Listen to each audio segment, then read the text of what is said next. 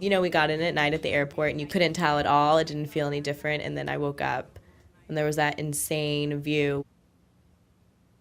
And then we went out in Arusha that first morning and the bustling and the women and these gorgeous congas and just people constantly walking and honking. Pretty much everyone was so welcoming. And if you're a tourist, there are people who will come offer their services or ask you for money or try to sell you stuff just everywhere you go.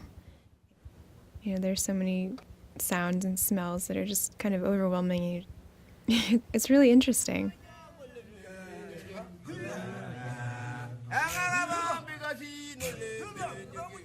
The tribes members from the Maasai from Longido met us, I think it was about 7:30 in the morning, drove us 2.5 hours up to Longido. And the first day they'd arranged for us to do a big hike of their sacred mountain, Mount Longido.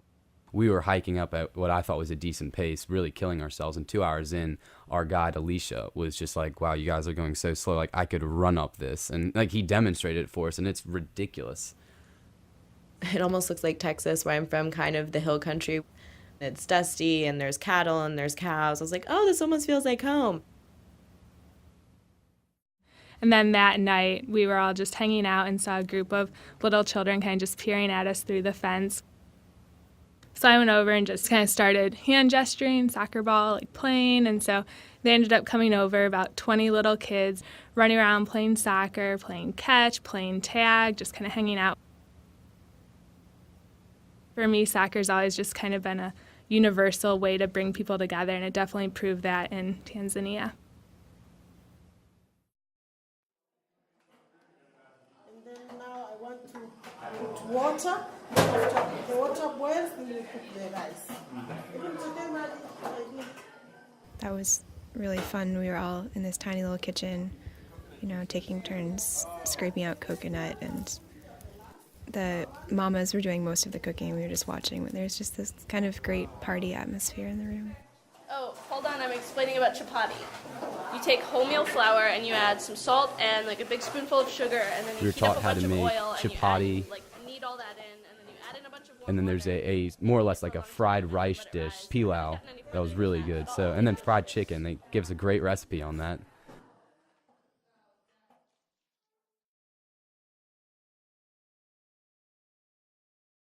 Jefferson is a free library in Gangangare, which is a small little village in between Arusha and Moshi.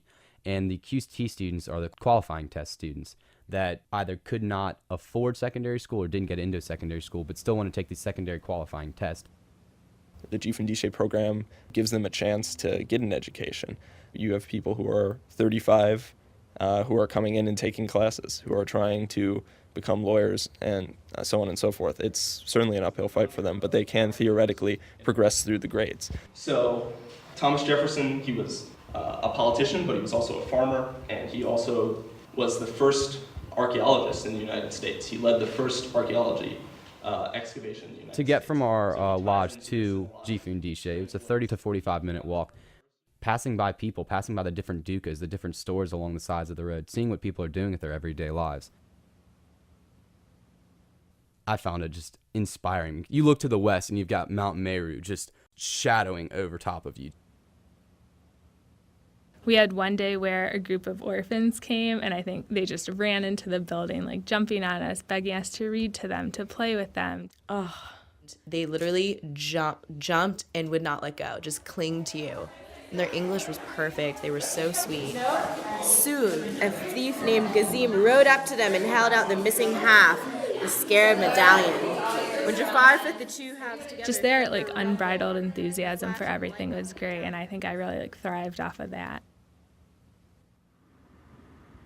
While we were at Jefferson, we had the opportunity to take a side trip to the Faraja School, which is a school that was started by some supporters of the Jefferson Scholars Foundation It's a school that was built for children that have physical handicaps. A lot of the children are orphans. They were all incredibly happy, super excited, and they came right on up to our group and started shaking our hands and talking to us and introducing themselves, and they wanted to show us their rooms and sang a song to us before we ate lunch. They graduated 7 or 8 students last year, and I know that all of them went on to secondary school, which is miraculous. But it's a very different experience to have a handicap in a third world country than it is to have a handicap in the United States.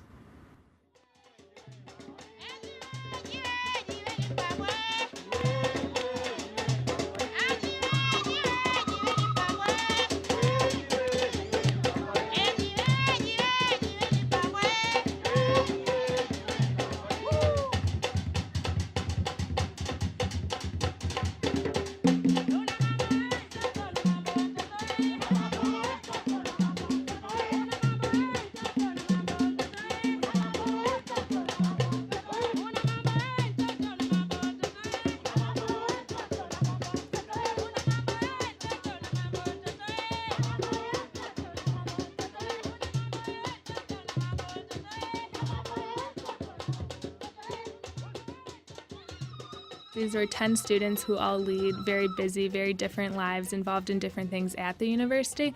So it just really fostered an environment where the 10 of us were able to spend lots of time just hanging out and getting to know each other. I think the reflection time that we had was a really important part of the trip. We each had millions of thoughts going through our head every day with all the completely new things we were seeing, we're experiencing, all the new people we were meeting, and a lot of us had kind of conflicted feelings about our actual purpose of being on this trip. Essentially, in many ways, we were tourists. And when you go to a place which is a developing nation, one of the 20 poorest nations in the world, there's certainly some kind of moral dilemma.